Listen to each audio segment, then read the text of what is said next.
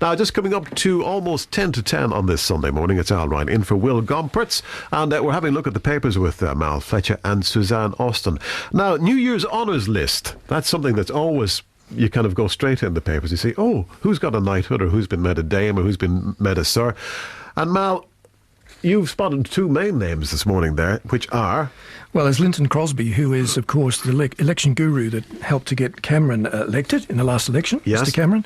And Barbara Windsor, the actress, has been made, or will be made a dame. So she'll be Dame Barbara Windsor. Dame Babs, Dame Barbara, Dame yes. Babs, okay. It raises questions that seem to come up perennially. Yes. If not every year, every couple of years. I think they're valid questions. In my mind, the award system is becoming something of an anachronism now. We're talking about being an egalitarian society more than we ever have done in Britain before. Yes. But in terms of the award system, we're not reflecting that.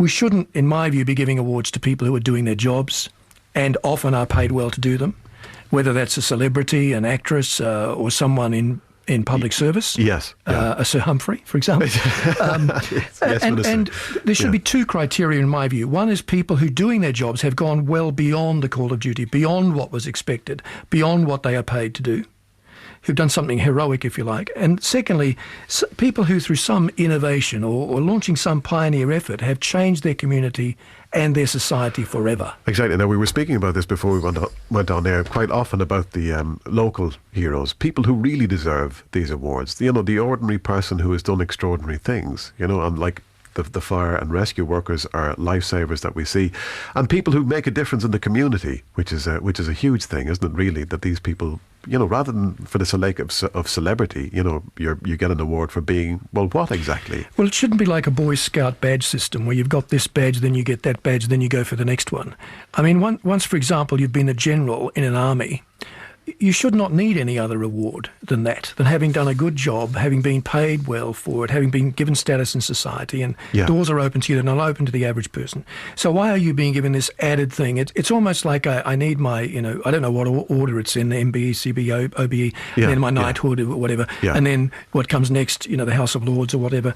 I mean, David Cameron last year gave an MBE to his hairdresser, and to me that just made a bit of a mockery of the whole awards idea.